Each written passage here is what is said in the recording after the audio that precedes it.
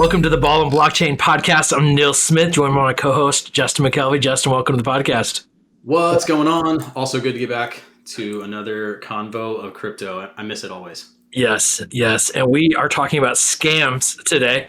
And you and I have both experienced scams in crypto. And there are lots of scams in crypto.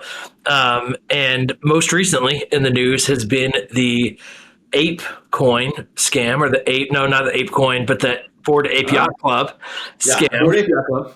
So let's talk about that one in particular, and then let's talk about different scams and our experiences and how people can avoid scams. Yeah, no, I think it's a good topic considering it just happened. And BoardAPE is, if you don't know what that is, I typed it to a group text with you, me, and someone else the other day, and it was just like, what does that even mean? The initials BAYC, because you see it everywhere. BoardAPE Yacht Club is the most popular NFT group right now, platform, and they're consuming all kinds of other things and being very brand marketing forward. So a lot of people have heard of them, even if they don't know what it means. You see the pictures, you see the stars, athletes, all that. They're getting involved. So they got hacked the other day. And what happened, from what I know, I haven't read too much about it, honestly, because I was like, yeah, that makes sense. Yep. But their Instagram got hacked. So, which is, any social media platform, anything can get hacked with, a bad password. So short version on the tech side, get a super long password. It doesn't matter if it has capitals or not or whatever. Super long is the best because it takes more time to hack that thing. So Write a sentence if you can. That's the best password you can have. And double authentication on your social media accounts. Double authentication. So 2FE, if you ever see the 2FA, two-factor authentication, like where they have to text you and you have to say, yes, this is my phone before you log in, which is annoying, but it can also avoid what happened to BoardAPE, which was, from what I know, it sounds like somebody hacked and then said, hey, click this link to get a free thing. And somebody clicked it, or a lot of people clicked it because it was millions of dollars worth of money lost, where people clicked it and it basically said, hey, connect your bank account / your crypto wallet, attach that here. And if people did it, they could just take all the money out of your account. Yes. So I don't know. There's all kinds of questions going on with that. I've got thoughts, but do you know any more about it? That's kind of the big picture of what I got. No, and I think because people get confused as to, do they get into these digital wallets? Did they, and so what essentially happened is, because the Instagram account got hacked, people trusted that the Instagram account was the actual, people behind BoardAPE Yacht Club. It wasn't a scammer. And so people would trust, people always say, like, only talk to the official Twitter account or the official Instagram account. Well, in this case, they were talking to the official account, doing what that official account told them to do. And that's how they got scammed. So there are scams all over the place. And I think the reality is the scams aren't going to stop. Scams existed well before crypto, and they will exist long after crypto. And so the world of scams and crypto is going to continue. It does, though, feel more prevalent in crypto. But probably, Justin, before we get into specific scams, the question that maybe we get even more significantly than how do we avoid crypto scams, is crypto a scam altogether? What's your response to that question as you hear it or you respond to that? It's super interesting. I feel like I've got like 3 different responses. One is like, when you're creating value out of nowhere, it kind of feels a little scammy. But so is a dollar bill. If we all agree that it's scammy or not scammy is up to us as a collective society. So it's kind of a weird conceptual conversation. I think because we see a lot more scams in crypto, it feels very scammy. You see people getting hacked more. It's very common because we are in charge of our finances. It's not the bank. It's not FDIC insured. So yeah, you see a lot more scams. You see a lot more people getting hacked because people don't understand the technology or how to protect themselves. So you have to be very careful and very safe. There are several different ways to do that, but I think that's why it feels that way. So I don't disagree with it. Like, it can be very scammy if you're not protecting yourself and you're setting yourself up to get scammed. But that's why it's like, do your education first. If anything you blindly throw your money into, you can blindly lose that money if you're not careful and don't understand what's happening. So I Yes. think it's a big deal. Yeah. And I mean, I think practically whether crypto is a scam or not, to your point of like, is the dollar bill a scam or not? Like people say, well, there's gold at the bottom of the dollar. No, there's not gold anymore at the bottom of the dollar. There used to be. But it's also just, it's a store of value that we have agreed upon for the purpose of exchange. And I think that's what cryptocurrency is at the end of the day. Is it's a store of value that we agree upon for the purpose of exchange. Now NFTs, on the blockchain, other things are other representations of value on or ownership on the blockchain. And so crypto, I think across the board, is at the end. And I hear Kevin O'Leary say this regularly at the Bitcoin conference and other things, is that crypto is software. Bitcoin is software, and at the end of the day, that's what it is. It's this new technology that's giving us a representation of value for the purpose of exchange. So, crypto in and of itself, from my perspective, is definitely not a scam. It's how it's being used or misused is where the scams begin. What, Justin, are the most common scams that you see for people just to even be aware of? That's a good setup, and we didn't even talk about this. I love it, because I was going to come back to the BoardAPE thing that happened.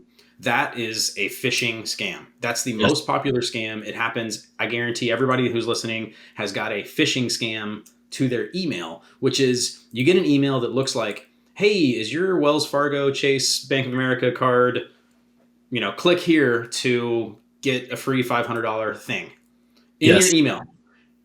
And it looks very real. So somebody is copying the exact email because they've seen it before. They're just changing the link in the email. So you'll click on it. That link goes to a scammer hacker site, and it'll track who you are, and it'll say, "Hey, enter your email here to get started on this free $500 thing." And as soon as you do that, then now you're hooked. Now they have access to everything. There's also another one, another popular phishing one. My grandfather actually brought this up to me a couple weeks ago. He was like, "I had this guy, he called and they wanted to give access to my computer so they could set this thing up for me." And it's like, anyone who asks for mobile access to your computer that you don't know personally and you're on the phone with them, do not do that. Yes. So that's both of those are just phishing, right? People are phishing to see if they can email 1,000 people and are phishing to see who takes the bait. If 2 people take the bait and they get $100,000 out of your account, like that's the entire goal, and it's the most common. So that's exactly what happened with BoardAPE. With Instagram, it's let's throw a link out there. If somebody clicks that link, we're just going fishing to see what happens. And it is the most common. So 2 parts of that. 1, not crypto related at all. Don't click on anything in your email ever. Log into the website. So if it's for your bank, if you get a bank email and you're unsure, log into your bank account because you know your password and you can control that. Yes. Sort of the same thing on crypto. If you're getting anything through Instagram, through DMs, through something like that, that's like, "Hey, sign up to win this free thing, get on a whitelist." Like that's the most common click term right now, because everybody, whitelist is like, essentially it's like a pre-sale. Get in for early access to this thing at discount prices. But I get tons of DMs for that exact same thing that is like, "Hey, sign up for this thing right now." And you click on it. That immediately is just a phishing scam through Instagram to take you to their hacker site. Yes. So are you getting a ton of those?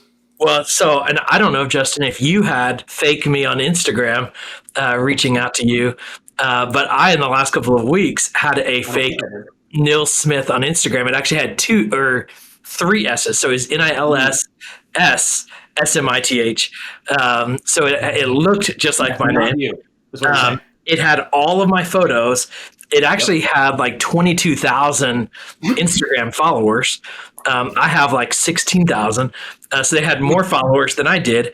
But people looked at it. They saw a lot of followers, and they saw all of my photos and what looked to be my same name, and they really thought it was me. And so I got so many DMs of people or text messages of like, "Hey, is this you DMing me? It looks like you. I think it's you, but I wanted to make sure it's you." and they were getting them to sign up for some crypto scam.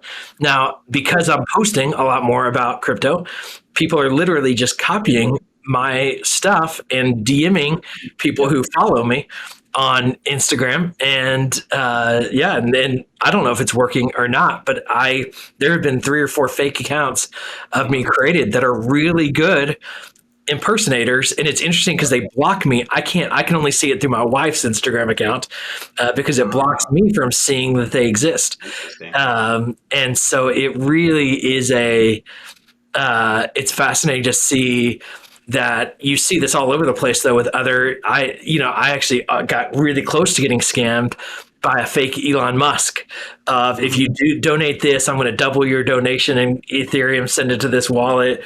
And this was early when I got into crypto. I remember seeing one of those like a few weeks ago, very similar. If you do this, I'll double your thing. Yeah. It was on, and I think it was on YouTube. It's like a YouTube live, and there were 11,000 people watching it. It was like, wow, this has got to be legit. YouTube would take it down if it wasn't legit.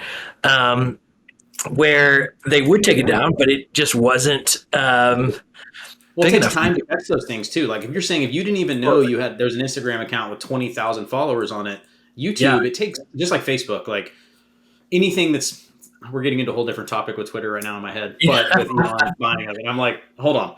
So that they're blocking anything that is against their rules and regulations, but it takes time for their team to find that thing. So if you can spin it up in a day or two, scam a ton of people, and then it gets caught and blocked, well, you accomplish your goal in that time frame.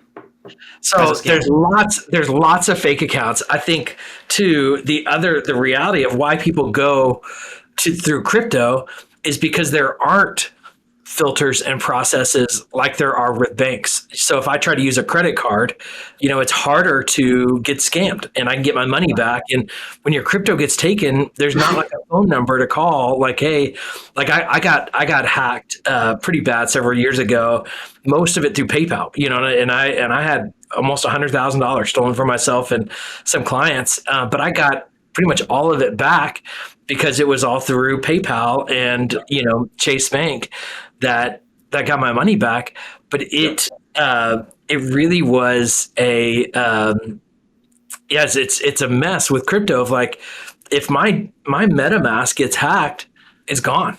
And what's interesting though, Justin, and I think even coming back to the BoardAPEs, is one of the values of crypto people often talk about is the anonymity, but also one of the values is the transparency. So you can actually see where those BoardAPEs are now. You can actually see where some of that crypto is now and the wallets that it went into. And now these hackers will then move it to multiple wallets and run it through an exchange. And there's ways that they can kind of, almost like we do with cash, like you can launder. Yeah. You can money launder through different accounts. Yeah. Yeah. So it is very complicated, but it's a really fascinating deal within crypto, and how it's more easy to get stolen. And I think that's one of the struggles of crypto of, look, you lose your money, you lost it. There's not, you're not going to call MetaMask support and get your money back. So it is a tough thing. What practically do you do for security and to prevent scams yourself? Yeah, I was going to say, I think like the biggest thing to learn in this, or to be aware of in the whole thing, is kind of what you just said, is traditional banks are insured and they guarantee the security of your money, and they have huge security teams to do that. Yeah. The difference in crypto, the entire thing with crypto and blockchain as a technology, NFTs, all of that, is we are now moving essentially your cash into your personal wallet, and you are solely responsible for that. So it's becoming more individualistic. And I think that's the benefit of crypto as a whole. And that's why people are super interested in it as a technology. But keep that in mind. We are in 1996 of the internet right now with crypto is concerned, where the security doesn't exist to have the benefit being that it's a public ledger. Yeah. And also the anonymity of, you can stay completely secret unless you are handling all of that on your own. And I think that's the biggest risk that's going on right now. Yes. So like I said earlier, if like you don't understand how to manage that, be safe, or ask someone, or listen to more of this podcast as we talk about more ways to stay safe, more ways to understand what you're doing with your money. Super important. And I think there's stuff like, we both know we're still learning in the process, and some of the risk we are taking is being early in, and we are risking getting hacked when maybe everyone listening does not, because you're listening to some of the terms and stuff we're talking about. So a few different things I do, like I feel like we have to explain some terms to understand it. You mentioned Metamask a few times. That's one of the most popular online wallets, and it's a wallet that will hold and track your cash and all your different currencies. Bitcoin is a currency, Ethereum is a currency, just like $1 or €1. So it's a wallet that holds that. There's a secret phrase to get into that.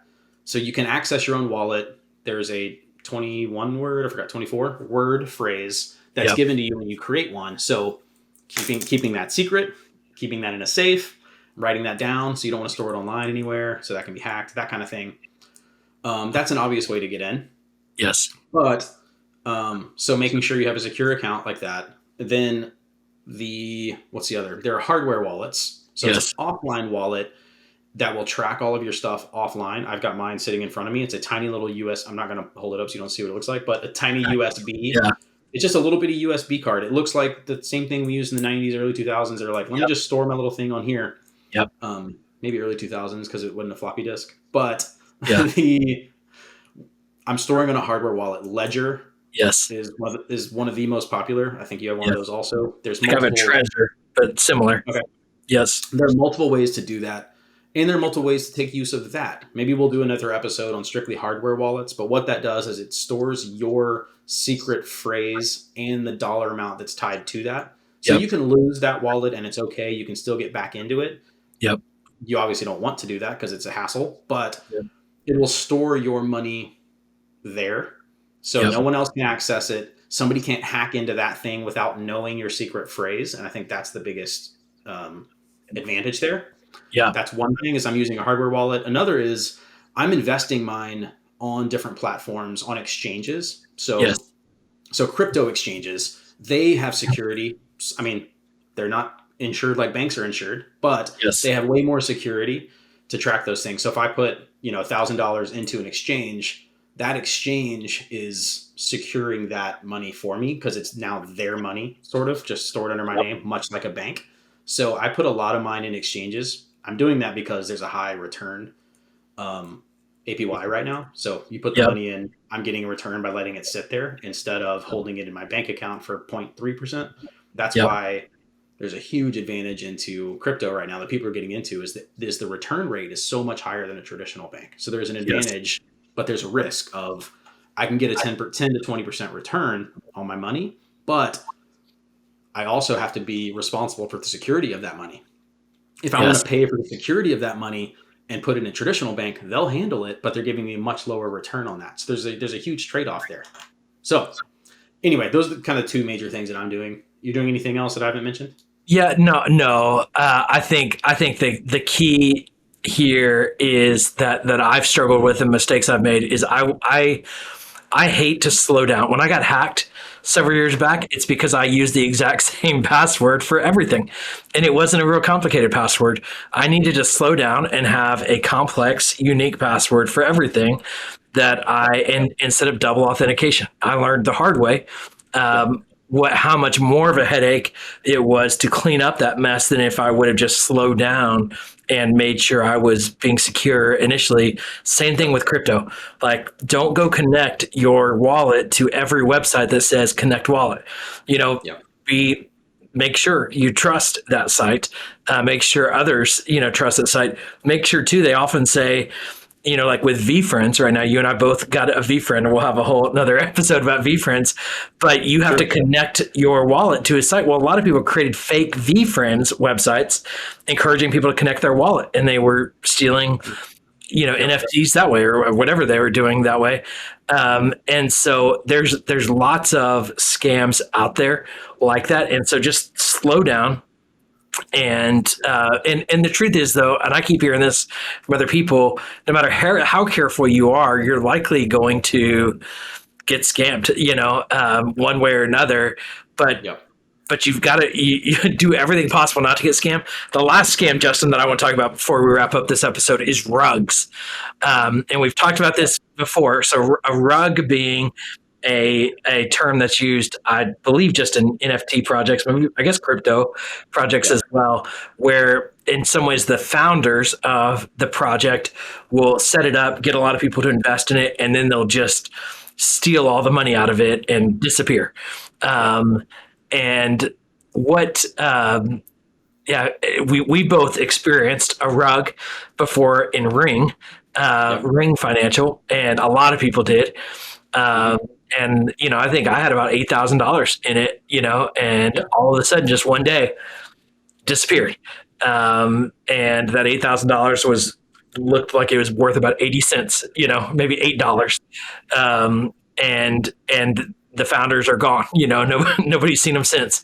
And so that's, I think, the other reality of that's probably happening. Well, maybe not as much, but I would say that's happening to masses at a time. Where there's a whole project that ends up being a scam that people get suckered into. Yeah, that one it's kind of like rug became the term for like pulling the rug out from somebody. Yes. Yes. Wool over your eyes, all those things. But essentially, a lot of those people are staying anonymous, and it's an anonymous project. Like, hey, here are all the founders, and you're in a chat room with people, but their names are like Unicorn123 or whatever. Yes. And so they're just these random people, but it becomes like, okay, you're trusting them. Things are building, things are working. They're getting more and more people to invest, and they're investing millions of dollars. So they have this fund they're working with for millions of dollars, and then because they're anonymous, the next day they don't have to reply, and nobody knows who they are. And so they've taken millions of dollars and disappeared. That's a very short version. There's much more complex version of what happened to us with with Ring. It's rug now. Who cares? It's the same thing. But that's similar what happened with us. And I think what we learned in that is, and with any project, an NFT project, a crypto investment project, anything like that, understanding the founders, knowing their intentions, and if they are public or not is a huge deal. So you can know who they are, you know what their background is, you understand their career path and what they plan to do with the money. If they actually are smart with investments, or they're just a guy who spun up a project to get people to invest and see what's happening. So I think with that, understand where your money is going, slow down, take the time to do the research. Crypto and NFTs, I think there's a lot of hype around it. A ton of people are getting into it right now, and people are moving so fast that it's like, you don't have to worry as much. Take a deep breath. If you miss out on $5 worth of time, it's okay because the price is going up. Make sure that with phishing scams, it's very similar. Make sure the URL that you're going to is the URL it should be, and read it carefully. Like if there's an extra S in the middle of your name for no reason, it's easy to miss that if there's one letter different in a URL. So if it's Chase, make sure there's not two E's on the end or something odd. So take the time, read the URLs before you click anything. I think just take the time.